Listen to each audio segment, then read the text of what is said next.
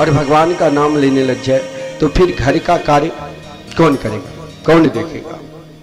जैसे हम 15 दिन तक यहाँ पर बैठकर अनुष्ठान करेंगे, नित्य आचार्य जी के द्वारा कई वृंदावन से 50 शास्त्रीय आचार्य आए हैं जो आहुति डालते हैं, भागवत के पाठ करते हैं। हम जब सुबह वहां पर नाम लेते हुए जाते हैं तो महाराज जी का अलग आनंद आता है, अलग सुख आता है। भागवत के महात्म्य भक्ति ज्ञान वैराग्य की कथा है। भागवत के महात्म्य धुंधकारी की चरित्र है। भागवत का सीधा अर्थ होता है भगवान की महिमा। जब तक जिंदगी रहे गाते रहो उनके गीत, थको ही नहीं, हर पल हर क्षण पुकारते रहो कि हमारे जीवन में यदि कोई है तो कन्हैया ही। छोड़ो ही नहीं, चाहे वो छोड़ दे तो भी हम पकड़ कर रहे। अब यहाँ पर कभी मन करता है कि भाई हम भगवान के सानिध्य में जाते हैं फिर भी हम साधु संतों की निंदा, ठाकुर जी की निंदा। ऐसा नहीं, इतने बड़े मंदिर, विशाल मंदिर बना है और भी इनके कार्य चल रहे हैं, निर्माणाधीन पे है। पूज्य सदगुरुदेव ने स्थापना कर दी, वृक्ष लगा दिया, उनके शिष्यगण हम सब उस वृक्ष के छाए के नीचे सब आनंद ले रहे हैं। लेकिन यह फल सदा रहे, यह भी हम सब ध्यान रखें, इसकी क्षति कोई ना पहुंचावे। क्योंकि हमारे गुरुदेव जहां पर भजन की है, जहां पर साधना की है, जहां पर स्वयं अपने आप को समर्पित हो गए हैं। किसी ने हमसे कहा कि देखो अंतिम अवस्था में पूज्य गुरुदेव यहां पर क्यों आए। मैंने उससे कहा कि जानते हो वो नाम जापक है, वो स्वयं अपने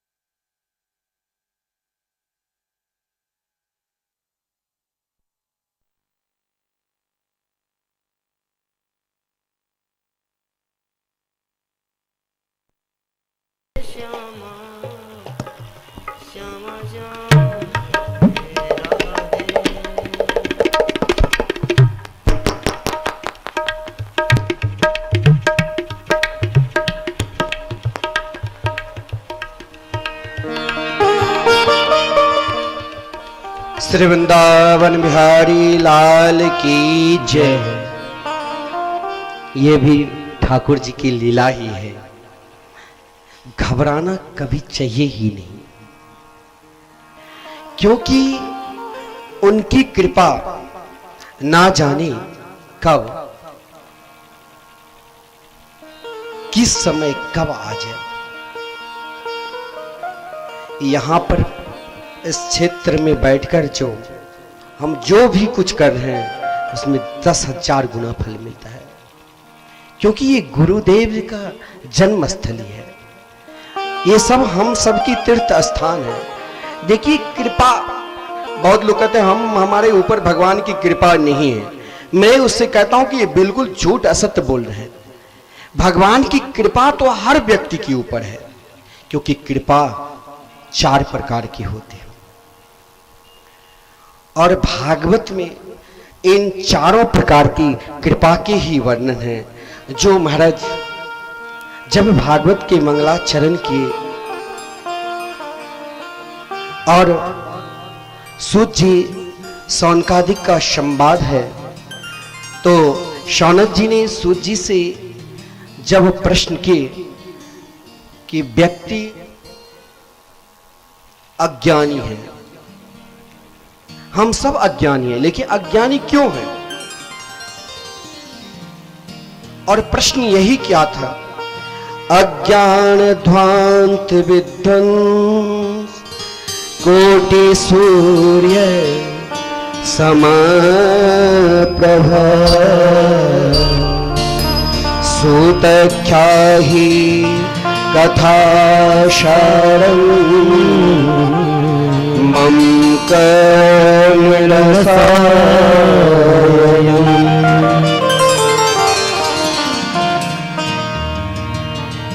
ठाकुर जी की जब कृपा होती है, अज्ञान तब तक है जब तक किसी संत की कृपा नहीं हुई। क्योंकि शौनकादिक ने यही प्रश्न किया था सूत जी से, भगवान कोई ऐसी कथा सुनाओ, ऐसी कथा सुनाओ जिस कथा को सुनकर अज्ञान समाप्त हो जाए और ज्ञान प्रकट हो जाए। कोई ऐसी कथा सुनो जो कर्ण रसायनम, कानों को भी प्रिय लगे और अज्ञान की भी निवृत्ति हो। लेकिन हम फिर भी ना जाने कई बार भागवत कथा श्रवण कर चुके हैं, फिर भी जीवन में यदि कष्ट आता है तो सीधे कहते हैं कि महाराज मेरे ऊपर भगवान की कृपा नहीं है। यही एक अज्ञान है। इस अज्ञान को यदि ज्ञान में बदलना है तो याद करो कि भगवान मेरे ऊपर तो कृपा की है। सर्वप्रथम उस अज्ञान को यदि ज्ञान में बदलना है तो ईश्वर की कृपा, हम सब पर ईश्वर की कृपा है। जो मानव शरीर मिला है, कहा गया है 84 लाख योनि में 2 अरब 98 करोड़ जन्म के बाद मानव शरीर मिलते हैं। और लेकिन ईश्वर ठाकुर जी ने कृपा की और हमें मानव शरीर दिया। फिर कहते हैं कि भगवान की कृपा नहीं है। और जब मानव शरीर मिल गया तो मान लो कि प्रभु की दूसरा कृपा भी है, शास्त्र कृपा। और जिस दिन शास्त्र कृपा, ना जाने हम अपने जीवन में कितने बार भागवत का अध्ययन कर लिए हैं, रामचरितमानस अध्ययन कर लिए, गीता, अनेक धर्मशास्त्र, फिर भी कहते हैं कि मेरे ऊपर शास्त्र कृपा नहीं है। लेकिन शास्त्र कृपा तब ही मान लेना जिस दिन मन कृष्ण कथा की ओर लगने लग जाए, समझ जाना कि अब मेरे ऊपर शास्त्र कृपा हो गई और मेरे अंदर जो अज्ञान था वो अज्ञान नष्ट हो गए और ज्ञान प्रकट होने के लिए कोई संत की कृपा अवश्य होगी। और जब शौनकादिक ऋषि ने यही कहा था कि भगवान ईश्वर की कृपा तो मेरे ऊपर है, शास्त्र की कृपा भी है, लेकिन जब सद्गुरु कृपा करेंगे तब ही मुझे कन्हैया से मिलाए। तो सद्गुरु की कृपा, जिस दिन शास्त्र के ज्ञान हो गया, हम पहचान गए संत महापुरुष भगवान को, साधु संतों को, तो मान लो अब संत की कृपा है तो फिर गुरु ढूंढने की जरूरत नहीं। फिर तो हमारी सद्गुरु रूपी जो स्वयं भगवत स्वरूप में ही है, ऐसे सद्गुरु नाम जापक अपने आप मिल जाएंगे। इसीलिए हम सब के ऊपर सद्गुरु की कृपा है और जब सद्गुरु की कृपा है तो स्वयं श्री कृष्ण अपने आप मिल जाएंगे, क्योंकि उनकी कृपा से ही आत्म कृपा होती है। आत्म कृपा यदि इस मानव शरीर प्राप्त करे फिर भी हम अज्ञानी की तरह महाराज प्रभु को नहीं पहचानते हैं, साधु संत महात्मा को नहीं पहचानते हैं, तो मानो यही हमारे अज्ञान है। तो शौनकादिक के ऊपर चारों कृपा थी, ईश्वर कृपा, शास्त्र कृपा, गुरु कृपा, आत्म कृपा। लेकिन हम सब पर कृपा करने के लिए ही ये प्रश्न किए थे कि भगवान मेरे अज्ञान का भी नष्ट हो जाए। और महाराज कोई ऐसी कथा सुनो जो इस कलयुग में घर में, परिवार में, सगे संबंधी में अनेक प्रकार के काम करते हुए भी श्री कृष्ण की कृपा मिल जाए, भक्ति, ज्ञान और वैराग्य की कैसी प्राप्ति हो, ऐसा कोई साधन बता दो। कभी भी स्वप्ना अवस्था में भी अपने सद्गुरुदेव के ऊपर शंका मत कर लेना, क्योंकि ऐसे सद्गुरुदेव में मिलना ये महाराज स्वयं की कृपा नहीं है।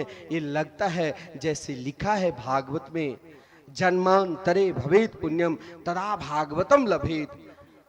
जब अनेक जन्मों की पुण्य एकत्रित होते हैं तभी भागवत की कृपा होती है, भागवत कथा सुनने में रुचि होती है, अन्यथा नहीं।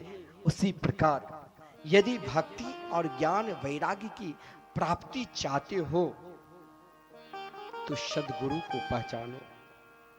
कोई उनके पास छोटा मोटा ऐसा काम मत लेकर जाओ कि मेरे व्यापार नहीं चलते हैं, मेरे लड़के ना जाने महाराज पीएचडी डिलीट कर लिया, अभी तक कुछ कमा नहीं रहे। उनके पास जाओ तो लो हाथ में झोली माला और उनसे यही भीख मांगो, यही प्रार्थना करो, हे गुरुदेव मेरे ऊपर कोई कृपा करो कि मुझे ठाकुर श्री राधा मोहन में बिहारी मिल जाए और मुझे दुनिया की कोई सुख सुविधा नहीं चाहिए। यदि मुझे चाहिए तो एकमात्र ठाकुर श्री राधा मोहन बिहारी।